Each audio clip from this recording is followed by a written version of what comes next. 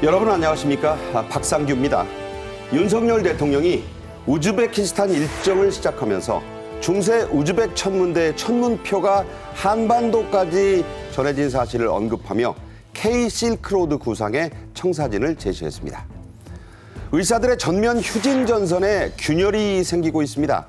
간호사와 직원 노조가 잇따라 불참을 선언하고 있고 산과와 아동병원 수백 곳도 정상 진료 방침을 밝히고 나섰습니다. 조만간 북한을 방문할 푸틴 러시아 대통령이 소련 시절에 맺은 북한과의 군사조약을 부활시키거나 자동 군사 개입, 무기체계 공동 개발 등에 합의할 수도 있다는 보도가 나왔습니다. 박성원 서울신문 논설위원, 최양호 기업정책연구원장과 함께 말씀 나누겠습니다. 어서 오세요. 안녕하십니까. 네.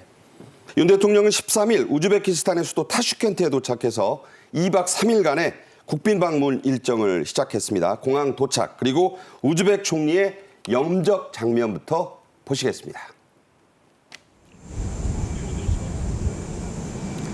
자, 우즈베키스탄 타슈켄트 국제공항에 윤 대통령 부부가 도착하는 지금 모습을 보고 계십니다. 전통 의상을 입은 우즈벡 여성들이 지금 허환을 들고 윤 대통령 부처를 맞이하고 있습니다. 현장에는 우즈벡 총리 그리고 주요 인사들, 외교장관 등이 나와서 맞았는데요. 보신 대로 이 우즈벡 총리와 외교장관, 타슈켄트 시장과 주한 우즈벡 대사가 영접을 했습니다. 우즈벡은 카리모프 전 대통령의 25년 독재 이후에 민주화의 길을 걷고 있죠. 예, 이슬람 카리모프 전 대통령이 이제 25년간 독재 끝에 2016년에 별세를 했고요. 이 이후에 샤프카트 미르지요예프 대통령이 집권을 해서 정치범의 석방이라든지 어떤 민주화를 지향하면서 정치를 해오고 있습니다. 우리나라와는 이제 2019년에 이동욱 전 복지부 인구정책실장이 사회부총리 겸 그 현재 그 사회부총리의 자문관 겸 복지부 차관으로 기용돼서 일한 인연도 있습니다. 그런데 우즈벡은 특이한 것이 이제 대통령의 종신 집권이 가능하고 네. 그리고 총리는 대통령이 임명하는 이런 체제로 돼 있습니다. 네, 우즈베키스탄에는 고려인 동포가 17만 명이나 살고 있습니다. 중앙아시아에서 가장 큰 규모죠. 우리나라와의 교류도 활발합니다. 먼저 우즈벡은 어떤 나라인지 간략히 소개를 좀 해주시죠. 네, 이름부터가 굉장히 특이합니다. 그래서 우주, 우리들의 베크, 왕의 스탄, 땅이라는 뜻을 갖고 있고요. 사실 역사적으로는요, 실크로드의 허브였습니다. 그리고 지금 말씀하신 대로 17만 명의 지금 고려인들이 살고 계신데 1930년 대이주 때부터 이제 살아오신 부분들이 있는데 17만 명이 얼마나 많냐면 베트남에 가 있는 우리 교민수가 17만 명이에요. 그 정도로 굉장히 우리 한국의 어떤 정서와 비슷한 부분들이 많고요. 그다음에 1924년대 이제 소련에 병합이 되면서 이제 소련이 붕괴되는 과정에서 이제 독립을 하면서 대통령 민주공화국으로 이제 거듭납니다. 지금 중앙아시아에서 최대 인구를 갖고 있는 그런 굉장히 큰 시장이고요. 사실 중앙아시아에서 한국의 최대 수출 국가이기도 합니다. 기업이 600개 넘게. 그렇습니다. 600개나 넘게 있고, 그리고 여기는 사실 이제 광물들이 많으니까 수출이 수입보다 10배 이상 많은 굉장히 성장성이 높은 나라인데 최근에 고성장 상위 10개국에 들어갈 정도로 굉장히 성장 동력을 굉장히 갖고 있고요. 과거에 알렉산더 대왕, 그다음에 징기스칸, 러시아 제국들이 다 오고 가면서 한 번씩 또 거치면서 굉장히 자기들을 보호하고 자기가 자생해야 되겠다는 그런 어떤 국민적 정서가 가득한 나라라고 알고 있습니다.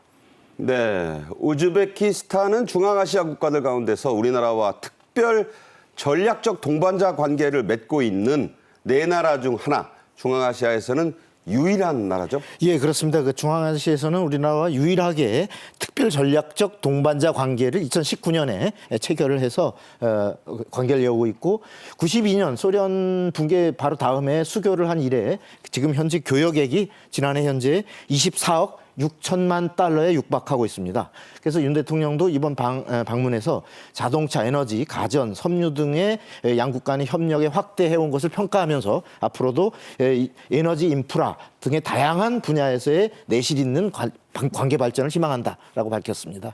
네.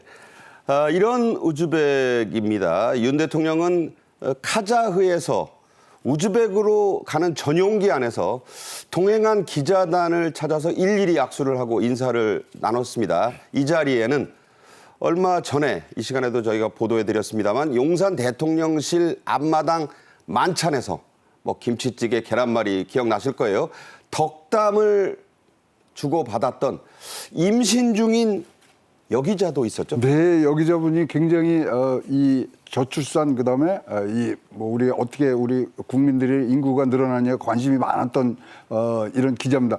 여러분 기억하시겠지만 진짜 이런 저출산 대책이 실효성이 있어서 뱃속에 있는 동생을 좀 기대하게 해달라는 등 굉장히 많은데 저분이에요 지금 건너편에. 그렇습니다. 네. 근데 지금 굉장히 몸이 무거울 텐데 다리도 많이 붓고 그럴 텐데 아주 굉장히 그 힘든 일정을 좀 갖고 있어서 건강에는 잘 지키면서 좀 했을 텐데 덕담을 아주 크게 해주셨어요. 그래서 뭐 이 저출산에 대한 대책도 번쩍 나게 했다. 그리고 또 강한 어머니로서의 또 이런 충분한 여정을 갖고 가는 굉장히 아주 흐뭇하면서도 또 자기 일에 열심히 하는 여성상을 보니까 굉장히 기쁘면서 또 나올 아기에 대한 축복까지도 보내고 싶은 마음이 뭉클했습니다. 네, 윤 대통령이 했던 말 유명했죠. 그 얘기를 들으니까 정신이 내가 번쩍 난다. 정말로 혁신적인 저출생 대책을 마련해야겠다. 이런 얘기를 했는데 그 여기자와 저렇게 만나서 또 이야기를 나눴다는 얘기입니다. 윤석열 대통령이 우즈벡 국빈 방문에 앞서 사전 인터뷰를 한 우즈벡의 국영통신사 두뉴의 보도가 우즈벡의 주요 언론의 신문 등에 공개가 됐습니다. 여기에서 사마르칸트 전문대와 과거 조선의 인연이 언급됐죠? 예, 이 국영통신사와의 이제 서면 인터뷰에서 윤 대통령이 그 우즈벡을 형제 국가 그리고 친구 국가로 칭했습니다. 이 이유는 바로 이제 중세 실크로드의 중심지였던 사마르칸트의 울르그베르 천문대라는 것을 언급하면서 시작이 됐는데요. 이 천문대에서 만들어진 천문표가 15세기 조선의 한반도에까지 전래가 되면서 우리 그 고유의 역법이 만들어지는 기초가 됐다. 그러니까 그때 이런 이제 인연을 소개했습니다. 하늘 뭐 하고 이제 모든 역법의 기초가 된 게 사실은 예. 우즈벡의 사마르칸트에서 온 거다. 네, 사마르칸트 이 천문대에서 만들어진 천문표가 우리에게 전래지면서 인연이 됐다라는 것이고요.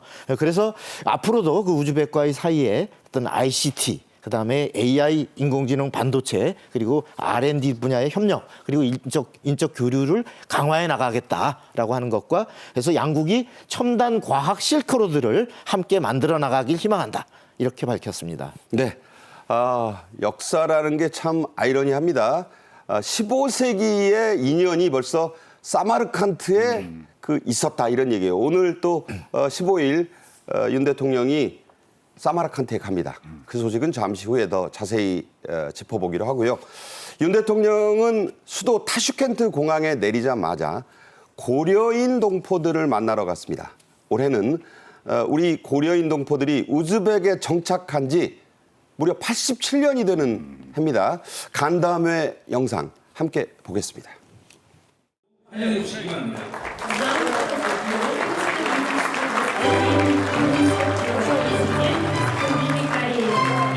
고려인 정주 87주년을 맞는 시점에 우즈베키스탄을 국빈 방문하신 대통령님 내후분을 고려인 동포들과 함께 만나 뵙게 되어서 더욱 기쁩니다.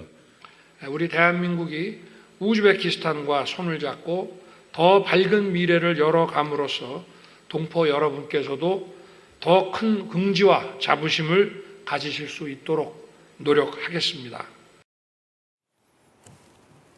네, 사실 뭐 정주 87년이라고 하지만 역시 카자흐와 마찬가지로 아픈 역사입니다. 1937년에 소련의 스탈린의 강제 이주에 어찌 보면 희생이거든요. 연해주 등지에서 고려인들이 우즈벡으로 강제 이주돼서 처음 도착했을 때 당시 우즈벡인들이 헐벗고 그야말로 굶주린 고려인 동포들에게 나눠줬다는 빵이 또 화제가 됐어요. 네, 리포슈카라고 전통빵인데 자기가 먹을 것을 나눠주면서 그때 나온 얘기가 뭐냐면 이제 우리가 같이 같은 밥을 함께 먹었으니까 우리는 식구다 이런 얘기를 했다는 겁니다. 빵을 나눠 먹었으니까. 예, 뭐 저 카자흐스탄에서 바우르삭이라든가 이런 거 전통빵도 했지만 여기서는 이제 우리는 한 가족이 한 자리에서 같이 먹은 식구다. 얼마나 지금 뭐 강제 이주됐을 때 그분들의 심정들을 달래주는 말이 아니었는가 이렇게 생각이 되고요. 조금 전에도 말씀드렸지만 여기는요 17만 명의 우리 한국 고려인들이 있습니다. 그러면 우리가 지금 얘기하는 이런 실크로드의 중심지 폭발적으로 커질 수 있는 그런 자원들을 갖고 있고 또 그 우리가 빵을 받았듯이 우리의 기술을 나눠줄 수 있는 토대가 되어 있는 곳 거기가 바로 우즈벡이 아닌가 이렇게 보고 있습니다. 네, 중앙아시아에서 가장 많은 고려인 그리고 세계 동포는요 미국 뭐 이렇게 쭉 내려가다 보면 베트남이 5위고 우즈벡이 6위나 돼요. 그러니까 근데 비슷하죠. 17만 명. 그러니까 얼마나 많은 분들이 이주를 했는지 우리가 상상이 갈 거고요. 지금도 나와서 거기에 이제 전체 한인회장이 굉장히 수려한 지금 87년이 지났음에도 불구하고 한국어를 저렇게 잘 보존하면서 얘기한다는 것 자체가 우리 우즈벡은 진짜 한국 사람과 통할 수 있는 그러한 통로에 그리고 그러한 심장에 있는 그런 나라인 것 같습니다. 네, 여러분 모 방송에 지상파 방송에 미녀들의 수다 기억하실 거예요. 거기서 미인으로 나왔었던 분 구잘이란 분이 있었는데 그분이 이 우즈벡 출신입니다. 그래서 한간에는 그런 얘기도 있었죠. 우즈벡에서는 한국 김태희급 미녀가 밭을 간다. 뭐 가보신 분들은 김태희는 없더라. 뭐 그런 얘기도 합니다만 농담이었습니다.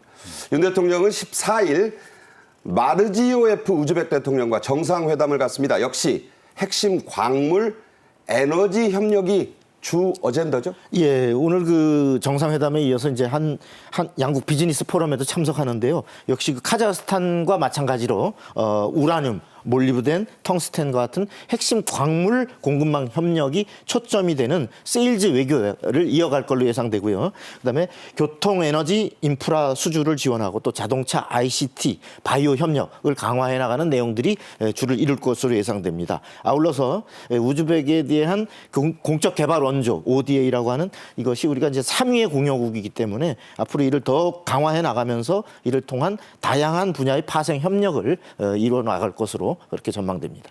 네, 이 공적개발 원조 네. 얘기를 하면 우리가 우즈벡의 3위 공여국이다. 이건 어떤 의미가 있을까요? 그렇지만 지금 뭐 우리가 거기 개발을 같이 하는 부분들이 굉장히 컸거든요. 그렇기 때문에 지금 요번에도 나가는 게 사실 큰 프로젝트 이름이 로드예요. 그래서 리소스 그다음에 이 O가 ODA 공적 자원을 잘하고 그러니까 RO에서 예. O가 예. 그다음에 이제 A가 뭐냐면 어컴퍼니 친구가 동반이죠, 되고 동반. 예. 그다음에 D가 드라이브거든요. 그래서 이제는 협력을 넘어서 동맹으로 가자는 부분들이 있는데 지금 거기에 굉장히 걸맞게 잘 나와 있는 부분들이 지금 우즈벡이 갖고 있는 경제적 그리고 지리적 지형적 이런 분위기들이 지금 우리가 얘기하고 있는 중앙아시아 실크로드에 적합한 그런 국가라고 보여집니다. 네. 윤 대통령은 말씀드린 대로 이제 정상회담을 갖고 또 국빈 만찬에 참석하고 15일에는 앞서도 나왔던 유네스코 세계문화유산으로 일찍이 지정된 고도 사마르칸트를 방문할 예정입니다. 많이 들어보셨을 거예요. 세계사에도 많이 등장하는 유서 깊은 도시입니다. 자, 어떤 곳인가요? 여기요. 로마 때 생긴 그때 동시대에 생긴 좀다. 그래서 타무르 왕족이라고 아시죠? 거기 수도였고요. 티무르. 네, 티무르. 예. 네, 티무르. 그다음에 여기가 사마르카나바가 원래 도시 이름인데 이게 뭐냐면 금을 캔다는 의미를 갖고 있는 그런 유래 깊은 이름을 갖고 있습니다. 푸른색 벽돌 지붕이 아주 유명하죠. 그리고 이제 유네스코에 지금 등재가 되는 부분들이 있었고요. 중앙아시아에서는 최고 오래된 도시라고 보시면 되고요. 이것들이 이제 앞으로 실크로드에서의 어떤 허브가 된 부분, 역사와 그리고 지리적인 그런 아주 좋은 그런 위치를 갖고 있어서 앞으로 굉장히 클 수 있는 그런 부분들이 지금 있고 유서 깊은 그런 도시를 지금 방문하고 계십니다. 자, 바빌로니아와 로마 시대에 형성된 고도 엄청나죠. 그리고 여러분이 잘 아시는 서역, 천축국이라고 하는 게 옛날에 인도입니다. 해초 스님이 갔던 왕오 천축국, 그게 인도인데 그 서역과 중국 실크로드의 딱 중간이죠. 그렇습니다. 그래서 사실 그때 보면은 거의 로마급으로 키우려고 했던 나라고요. 여기가 지금 뭐 실크로드를 다닐 때 보면은 여기서 쉬고 가는, 그리고 여기가 가장 오래된 부분이면서도 사실 그때는 지금 뉴욕만큼 국제적인 도시 중에 하나였던 것으로 알고 있습니다. 그러니까 고대의 동방의 뉴욕이다 뭐 이렇게 그렇습니다. 표현하면 맞습니다. 뭐 여러분이 이해가 좀 되실 거예요. 당나라의 장안과 더불어 그런 도시였습니다. 관광지로도 유명하죠. 자, 이에 앞서 윤 대통령은 지난 12일 카자흐스탄 마지막 일정을 보냈는데요. 국립극장에서 열린 문화 합동 공연을 토카예프 카자흐 대통령과 함께 관람했습니다. 그 모습 영상으로 요약했습니다. 네, 문화공연에 지금 윤 대통령과 토카예프 대통령, 김건희 여사가 지금 입장하는 모습을 보고 계시고요.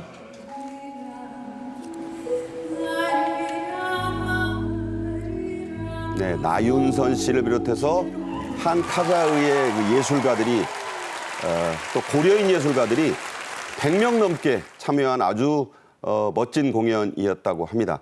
자, 또 여기 영상에는 안 나오지만요. 이 공연의 공동사회를 인기 드라마 주몽의 송일국 씨가 봤습니다. 물론 카자흐의 여성 아나운서가 같이 봤어요. 자, 왜 그러면 주몽의 송일국이냐? 이 주몽이 카자흐스탄에서 무려 시청률 80%라는 최고 기록을 세웠다죠? 예, 그 2008년, 9년 사이에 그 현지에서 방송된 우리나라 그 TV 드라마 주몽이 말씀하신 것처럼 80%를 넘는 어떤 아주 대인기를 끌었답니다. 여기 때 이 주연으로 출연했던 송일국 씨, 그 주몽의 송일국 씨가 이번 문화합동 공연에 공동 사회를 진행을 했고요. 말씀하신 것처럼 이 공연에는 재즈 보컬 나윤선, 그다음에 피아니스트 박종훈 씨를 비롯한 한국의 최정상급 음악인들이 무대에 올랐고, 또 카자흐스탄의 국민 성악가로 불리는 마이라 무하메드 크즈라는 분과 고려인 4세 등이 동시에 또 무대에 올랐습니다. 그래서 그 이곳 카자흐스탄의 그 아스타나 오페라 극장 오케스트라가 한국 성악가들의 노래 맞춰서 반주를 하는 이런 형식으로 진행이 됐습니다. 네, 시간이 좀 있다면 저희가 공연의 모습만 뽑아서 보여드려도 참 좋을 텐데 아쉽습니다. 자, 이 공연에서는 두 나라의 화합을 위한 레파토리들과 고려인 동포들을 위한 그런 공연 레파토리도 많았다고 하네요. 그렇습니다. 뭐 보니까 지금 뭐 양국이 가서 합동 공연을 하지만 그래도 우리 이제 17만의 고려인들을 지금 달래주는 그런 공연이었다고 봐지고요. 재미난 거는 송일국 씨가 이제 사회를 봤지만 송일국 씨가 세 쌍둥이의 아버지 아닙니까? 그렇죠. 그 아들들의 이름이 뭡니까? 대한민국 만세지 않습니까? 그렇죠. 그래서 야, 그런 뜻도 좀 담았지 않겠냐는 생각을 갖고 있습니다만은 하여튼 사실 이렇게 1930년에 강제로 이주고 갔을 때 제일 그리워하는 게 한국의 노래를 부르면서 그 서러움들을 지금 날렸을 텐데, 그러다 보니까 뭐 한국의 가요들 뭐 이런 것들이 굉장히 연을 이어서 지금 내려오는 부분들이 있습니다. 향수, 아리랑, 뭐 나를 잊지 마세요 등등이 그날 많이 공연이 됐고, 우리 또 거기 사시는 우리 고려인 또 동포들의 신금을 울리면서 또 대통령께서 그것을 또 품어주시는 그런 좋은 공연이었다고 보여집니다. 네, 구름처럼 떠다니면서 자유를 꿈꾼다는 가사, 바로 넬라 판타지아로 유명한데요. 그 가사말이 그것을 우리 소프라노가 불렀고, 왕벌이 돼 고국의 가족품으로 날아간 왕자의 이야기를 다룬 왕벌의 비행. 다 이게 이제 고려인들에게는 저런 깊은 뜻이 하면서 그 멋진 공연을 봤다고 하고, 나윤선 재즈팀이 우리 아리랑으로 휘날레 레퍼토리를 장식했다고 합니다. 정말 볼만했겠어요. 자, 이제 이 소식은 여기서 정리를 하고요. 다음 주제로 넘어가겠습니다. 의사들이 예고한 집단 휴진이 17일부터 시작될 것으로 보입니다. 참 우려스러운데 당초 공언했던 당일 휴진이 더 연장될, 일각에서는 무기한할 것이다라는 말까지 나오는 가운데 상당수의 산과, 이 분만과죠, 또 아동병원들은 우리는 동참할 수 없다, 이런 방침을 잇따라 밝히고 있습니다. 환자와 시민들의 비난 목소리도 갈수록 높아지고 있습니다. 먼저 영상으로 보겠습니다.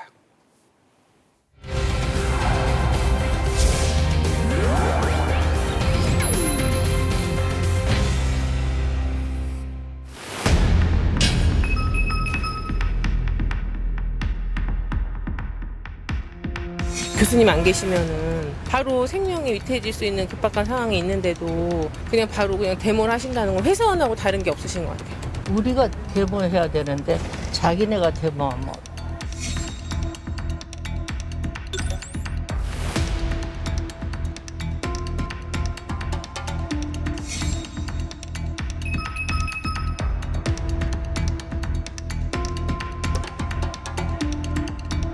의료법 제15조에서 금지하고 있는 진료 거부에 해당될 수 있습니다.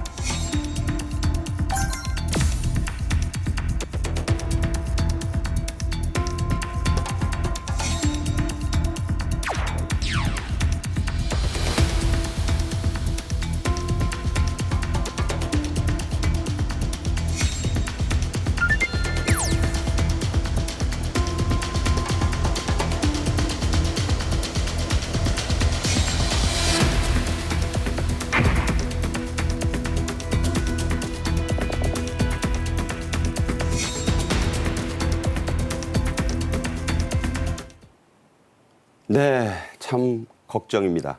아프지 않은 분들 또 나머지 이런 안 아픈 분들도 우려스럽게 지켜보고 있습니다. 서울대병원 의사들이 예고한 집단 휴진일은 만 나흘도 남지 않았는데요. 다른 대형 상급 병원들도 속속 동참 의사를 밝히고 있죠. 예, 지금 서울의대, 서울대병원 교수들이 17일 전면 휴진을 무기한 휴진에 들어간다고 선언을 해놨고 바로 다음 날인 18일은 의협 차원에서 전체적인 총파업 하루 전면 휴진이 현재 예고돼 있습니다. 그리고 27일의 경우는 연세대 세브란스 교수들이 또 역시 무기한 휴진에 들어간다라고 빅5 병원들이 이른바 빅5 병원들이 이 전체 그 의협의 파업을 마치 그 힘을 실어주면서 선도하는 듯한 이런 모습이고요. 이런 상황에서 전체적인 의사들의 파업이 가속화될 경우에 환자들의 많은 불편이 현재 예상되고 있습니다. 자, 응급실, 중환자실, 투석실, 분만실만 유지하고 외래 진료와 수술은 중단한다고 했어요. 자, 환자 입장에서 네. 이렇게 하면 괜찮은 거예요? 아닙니다. 이거는 뭐 당연히 지금 현행법 좀 위반입니다. 왜냐하면 의료법에 의하면 이미 예약된 환자들에 대해서는 구체적인 동의와 치료 계획 변경 없이는 이렇게 일방적으로 내릴 수가 없거든요. 근데 지금 뭐 말씀하신 대로 서울대 병원 지금 오죠. 그다음에 뭐 의원들 18일 가죠. 그다음에 이제 또 다른 세브란스도 뭐 27일 날 휴업한다 그러죠. 이거는 일방적으로 내릴 수 있는 부분들이 아닙니다. 의료법 15조가 또 말하면 이런 개설자는 진료 요청을 받으면 꼭 해줘야 되는 거거든요. 그래서 이 부분은 이런 식으로 지금 사실 뭐 표현이 좀 과합니다만은 막가자식으로 갈 수 있는 그러한 지금 사안들이 아니기 때문에 지금 빠르게 진짜로 뭐 우리가 맨날 얘기하면 대화를 하자 그러지만 이제는 이 양측에서 만나서 어떤 식으로 갈 건가를 이제 상대방의 입장에서 한번 봐줬으면 좋겠습니다. 네. 가뜩이나 날씨는 더워지는데 환자들은 거리로 나서서 이 생명을 건 호소를 하고 있고요. 시민들도 싸늘한 눈길을 보내고 있습니다. 하지만 의사들은 일단 가겠다는 겁니다. 정부는 환자들의 생명과 건강을 외면한 무책임한 처사다 이렇게 밝히면서 엄정한 대응 방침을 거듭 밝히고 있습니다.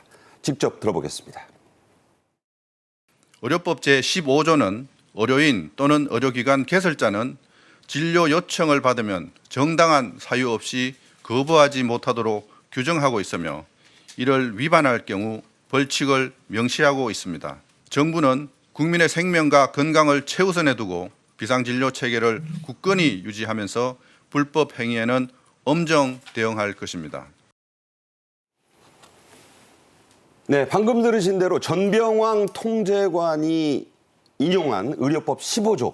자, 어떻게 돼 있나 좀 보겠습니다. 여기에 나오는 진료 거부는 구체적으로 자, 어떤 행위를 지칭하는 건가요?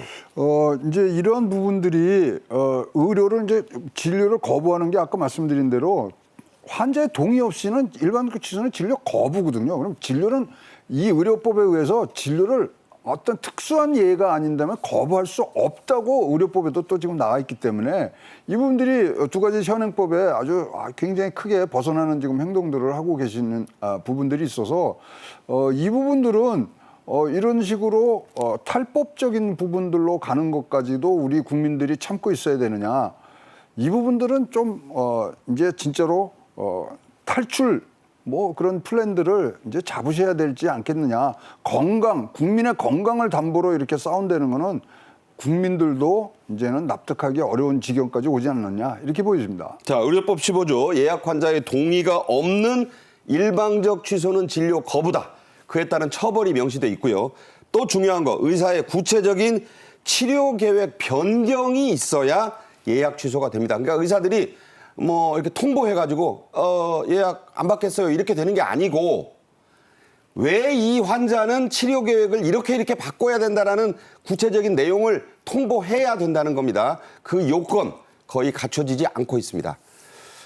이래서 환자들의 고통과 불안이 그야말로 극에 달하고 있고 일부에서는 넘어서고 있습니다. 정부는 항암 치료가 지연되거나 수술 취소가 발생하면 즉각 신고해달라고 당부했습니다. 직접 들어보시죠. 사회적 책무성이 부여된 법정 단체인 의사협회는 18일에 전국적인 집단 진료 거부 및 총궐기 대회 개최를 예정하고 있습니다. 이러한 의료계의 움직임으로 국민들, 특히 환자분들의 걱정과 불안이 매우 큽니다. 의료 현장에서는 항암 치료가 지연되거나 수술이 취소되는 사례가 나오고 있으며 암 진단을 받고 제때의 후속 치료를 받을 수 있을지 불안해하는 환자들이 다수 있습니다.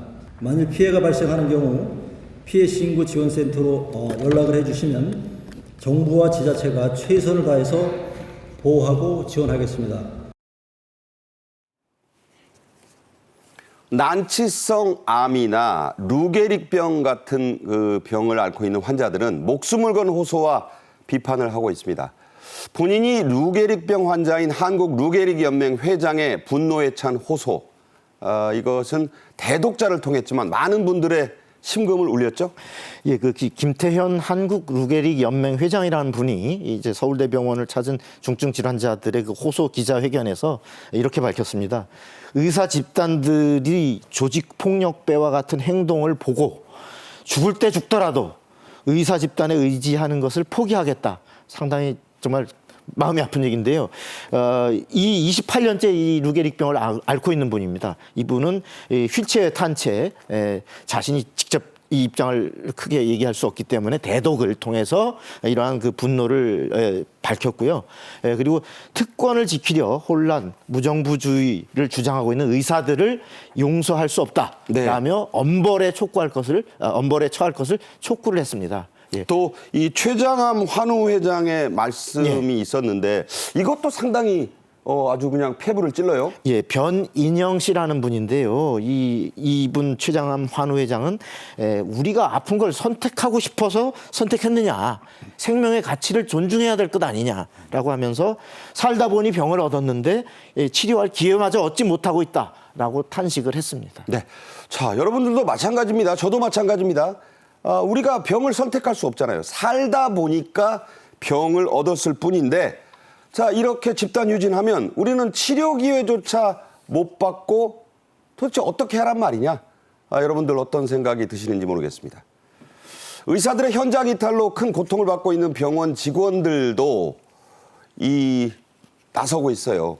분당 서울대병원에는 두 번째 비난 대자보가 나붙었다죠? 그렇습니다. 4월 30일 날 어떤 대자보가 붙었냐면 환자와 동료를 사지에 내모는 단체 휴진은 이제 그만하라는 게 나왔고요. 이번에는 뭐라 했냐면 이제는 진짜로 이 히포크라테스의 통곡이라고 그럴 수 있는, 왜 히포크라테스의 선언은 의사가 될 때 꼭 하는 거거든요. 그러면서 의사 제국의 총독부의 불법 파업을 규탄한다. 자, 의사 제국 총독부라고 그랬어요. 네, 그래서 지금 뭐 굉장히 뭐 이제 아픈 말로 서로 이제 말싸움까지 지금 갔는데, 자 이런 뭐 휴진으로 인해서 지금 고통받는 사람들이 사실 그거부터 풀어주는 것들이 이제 시작이 돼야 되고, 그렇다면 지금 진짜 끝이 안 보이고 앞이 안 보이는 이 전쟁을 어떻게 끝내야 되는가. 이 부분에 대해서 진짜로 우리가 다시 한번 국민적인 논의를 한번 해봐야 될 것 같습니다. 우리가 아시겠지만 2000년대 의학분업하면서 그때 뭐 총파업을 했었고요. 2014년대 원격 치료한다고 그랬고요. 2020년대 의대 증원할 때 그때 다 총파업을 했었지 않습니까? 그때를 복기를 하자면 고통받은 분들은 환자였고 그리고 우리 불안한 마음을 가진 국민들의 좌불안석은 그러면 이것들이 다시 안 일어나도록 우리가 조치를 했어야 되는 부분들이 지금까지도 없었느냐. 개탄스럽고 또 한편 또 병원 직원들의 이런 또 과격한 언어를 쓰는다는 부분 절대 문제 해결에는 도움이 안 된다고 생각을 합니다. 이제 앉아서 차분하게 국민의 건강과 미래를 우리가 생각하는 그런 자리들을 마련해 주는 것이 정부의 책임이자 이제는 역할이 돼야 되지 않겠냐 이렇게 봅니다. 집단 휴진에 불참하겠다는 곳이 속속 나오고 있어요. 그러니까 이제 이 집단 휴진 전선의 균열이 곳곳에서 생기고 있다. 이런 그 언론의 보도도 나왔습니다. 산과 이른바 분만과와 아동병원들이 수백 곳.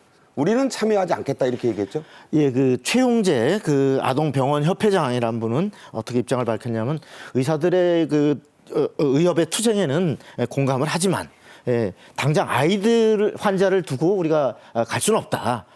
지금 아동병원들의 경우는 상급 종합병원에서 소아 청소년과 의사 부족에다가 전공의 집단 사직 사태까지 맞물리면서 밀려드는 그 아동 환자들로 상당히 크게 늘고 있는데 이런 상황에서 우리가 가만 놔두면 위험한 중증 환자들이 많은데 이 아이들을 두고 우리가 휴진을 할 수는 없다라고 하고 분명히 입장을 밝혔고요. 그리고 뿐만 아니라 분만병의원협회 한 140여 개의 병의원들이 가입해 있는데 여기에 그 오상윤 사무총장이라는 분도 지금 우리 임원들은 분만을 하는 이 산과 특히 이 산모들과의 약속 이것을 어길 수 없다. 이 저출생 심각한 나라에서 그렇습니다. 그래서 의협의 그 총파업 날에도 우리는 정상적인 진료를 할 수밖에 없다라고 분명하게 선을 그었습니다. 네. 수백 곳이라고 하지만 이게 참 말이 안 되는 거예요. 그러니까 객관적으로 여러분이 이 상황을 보시더라도 환자들 곁을 떠나면서 뭔가를 주장한다. 어떻게 여러분이 이해되실지 모르겠습니다. 이런 와중에 의사 단체장들 간에 말싸움이 벌어졌습니다. 집단 휴진 등 강경 투쟁을 주도하고 있는 임현택 의협회장을 박단 대전협, 그러니까 전공의 협회죠. 비대위원장이 아주 날카롭게 비판했죠. 아니 이렇게 서로들 대오를 딱 형성을 해서 진짜 국민의 건강이라는 큰 주제를 놓고서 협업을 하고 놔줄 걸 놔주고 그다음에 취득할 걸 취득해야 되는데 서로 지금 말꼬리 잡고 있거든요. 또 지금 뭐 나왔습니다만 폐렴기라는 그런 뭐 병 만든 사람들이라는 아주 뭐 서로에게 해서는 안 될 말들을 지금 하고 있는데. 그러니까 아동병원협회가 불참한다니까 네. 폐렴기가 무슨 병이냐. 그렇죠. 그러다 보니까 이런 것이 사실은 자기네들이 대오를 딱 단일 대오를 형성해서 정부와 얘기를 해야 되는데 자기끼리 지금 자중질환을 지금 가고 있는 부분들 여기서부터 먼저 대한의협과 우리 전공의 대전협 이런 데서 먼저 모여서 자기들이 우리가 해야 될 일과 그러면 앞으로 쟁취할 일들을 논의를 하는 과정이지 서로 이렇게 말싸움하고 말로 서로 찌른다는 것은 이거 뭐 문제를 풀겠다는 의지가 하나도 없는 것으로 보여지기 때문에 국민들이 이런 것들은 절대 용납을 못할 그런 지금 지경까지 와 있는데 참 안타깝고 지금 앞으로의 지금 뭐 벌어질 일들에 대한 지금 뭐 조바심과 이 안타까움 그리고 두려움이 국민들은 지금 뭐 항상 갖고 있는 이 지경에 어떻게 살아야 될지 지금 걱정이 많습니다. 네. 박단 위원장 얘기. 임현택 회장 도대체 뭐 하는 사람이냐. 뭘 자꾸 본인이 중심이란 거냐. 말 대신에 일을 좀 해라. 어떻게 반응이 나올지 모르겠습니다. 오늘의 마지막 주제로 가겠습니다. 푸틴 러시아 대통령이 며칠 안에 북한을 방문한다고 우리 대통령실이 확인했습니다. 이게 이루어지면 무려 24년 만이네요. 예, 그렇습니다. 그 2000년에 푸틴 대통령이 집권한 첫 해에 방북을 해서 김정일을 만났습니다. 그로부터 이제 24년 만인데요. 우리 정부 대통령실이 푸틴의 방북이 임박했음을 공식 확인한 건 이제 처음입니다. 현재로 보면 아마도 18일까지는 방북이 이루어지지 않을까 이렇게 현재 보도들이 나오고 있습니다만 김정은과 푸틴이 만난 것은 작년 9월에 러시아 극동의 우주 기지에서 정상회동을 했고 이로부터 지금 9개월 만에 아마도 다시 그 김정은의 요청에 따라서 푸틴이 수락해서 방북이 이루어지는 것으로 이렇게 보여집니다. 네, 미 국무부도 이에 대한 공식 입장을 냈습니다. 짤막하지만 아주 단호한 메시지를 담고 있죠. 예, 그 미 국무부의 그 입장은 뭐냐면 우리는 어떠한 정부도 푸틴 대통령을 받아들이는 것을 권장하지 않는다. 푸틴의 방문을 허용한다고 하는 것은 평화와 정의를 향한 길을 지연시킬 수도 있는 것이다 라고 했습니다. 결국은 이제 우크라이나 침략 전쟁을 일으킨 어떤 푸틴의 방문을 허용한다고 하는 것은 미국의 입장에서는 노골적인 국제법 위반을 정상화해 주는 것이다. 이러한 미국의 입장을 밝힌 것으로 보이고요. 그래서 이러한 그 푸틴의 방북이 이루어질 경우에 우크라이나와 또 다른 지역에서의 잔악한 학살 행위 이런 것들을 자행될 수 있도록 국제사회가 용인하는 것이다라고 하는 어떤 반발의 메시지가 되겠습니다. 하지만 푸틴의 방북은 정말 임박해 있습니다. 정찰 위성이 포착한 평양의 동정, 자 어떻게 움직이고 있는지 다 보고 있잖아요. 푸틴의 방북이 정말 임박했음을 알 수 있죠? 네, 이게 이제 과거사로 보면 이제 그러니까 문재인 대통령이 2018년도 갔을 때나 또 그다음에 또 2019년도에 시진핑 주석이 갔을 때 어떤 일이 벌어졌냐면요. 평양 순환 주기장에 있던 거에 오기 3일 전에 다른 데로 다 이동을 했습니다. 네. 그다음에 재미난 게 김일성 광장에 11일 날 새로운 조형물이 지금 가동이 됐고요. 그다음에 저 구조물 보이잖아요. 예, 네. 저런 것들이 세워지고 그다음에 공항 주변에 도로를 재포장하는 부분. 근데 과거를 다 보면은 3일 전에 이것들이 다 이루어졌다는 겁니다. 그러니까 평양 해방탑 주변 도로, 네. 북한 네. 국방부 주변 도로 다 다시 깔렸다. 다시 깔리고. 근데 더 중요한 거는 지금 푸틴이 어디를 가냐면은 베트남을 갑니다. 베트남을 19일, 20일 날 이제 가도록 이거는 공식적으로 발표가 돼 있어요. 그렇다면은 역추산할 때 18일, 19일 날은 북한을 들려서 가지 않겠냐는 것들이 지금 유력한 추측으로 지금 돌고 있습니다. 네. 그렇다면 18, 19일 사이에 이루어질 것이다. 이런 얘기를 해 주셨습니다. 5기 연속 집권, 아주 장기 집권에 사실상 뭐 종신 집권에 성공한 푸틴 러시아 대통령이 24년 만에 북한 방문에 나선 이유에 대해 미 국무부는 이게 군사조약 부활이나 자동 개입 가능성, 무기 거래 미략 때문이라고 보고 있죠? 예, 지금 미 국무부의 커트 캠벨 부장관은 뭐라고 언급을 했냐면 북한의 러시아에 대한 무기 제공 이런 사실을 이제 언급하면서 러시아가 이 대가로 북한에 무엇을 줄 것인지 우려하고 있고 주의 깊게 보고 있다고 했습니다. 여기서 이제 주의 깊게 보고 있다는 대목은 무엇이냐면 그 푸틴과 김정은 사이에 북러 관계를 격상하는 어떤 군사조약 이것이 과연 이번에 명문으로 체결될 것이냐 이것을 지금 미국이나 우리나 주의 깊게 보고 있는 대목입니다. 그게 이제 폐기됐었잖아요. 예, 이거는 원래 그 김일성과 구소련 사이에 체결됐던 조소 우호 조약에 유사시에 북한의 자동 군사 개입을 할 수 있도록 소련이 할 수 있도록 돼 있던 조항인데 이것이 이제 소련 해체 후에 없어졌었거든요. 네. 근데 이것을 완전한 수준의 복원은 아니겠지만 그에 버금가는 수준으로 양국 간의 군사 협력을 명문화하는 협약이나 조약이 과연 이번에 체결된다면 상당히 우리한테도 아주 심대한 영향을 미칠 수 있기 때문에 우리나 미국이나 이 부분을 주의 깊게 보고 있고요. 또 하나는 이제 그 러시아가 대북 제재 결의안, 유엔 결의안을 노골적으로 어기는 이런 것들을 해왔는데 네네. 이번 방북을 계기로 과연 이런 것들을 앞으로 얼마나 노골적으로 어길 것인가를 그 어기는 수준을 아마도 북한과 조율할 것으로 이렇게 보이기 때문에 상당히 우리가 예민하게 보고 있는 겁니다. 네. 과연 그렇게 될지 세계의 관심이 평양으로 쏠리고 있습니다. 중앙아시아를 국빈 방문 중인 윤석열 대통령을 수행 중인 대통령실의 고위 관계자가 카자흐에서 기자들에게 푸틴의 이 방북에 관한 질문을 받고 답변을 했습니다. 자, 어떤 내용이죠? 푸틴 방북 전후에서 우리도 중국하고 그다음에 외교안보 전략 대화를 하겠다. 이거는 이제 뭐 지금 러중 뭐 북이 같이 하나에 가는 틀로 가는 부분들에 우리도 대응책이 있다. 특히 이제 이런 전략적 파트너로서의 우리나라의 어떤 위상들을 지금 하는데요. 사실 지금 한국이 굉장히 지금 국제적으로 올라가고 있어요. 이렇게 중앙아시아도 가고 있지만 지금 사실 ILO의 의장국의 단독 출신에서 우리가 위원장이 될 수 있고요. 그다음에 지금 G7이 열리고 있습니다. G7에서 한국 여기다 집어넣자는 얘기가 나오고 있고요. 등등의 지금 위상들이 굉장히 커지고 있거든요.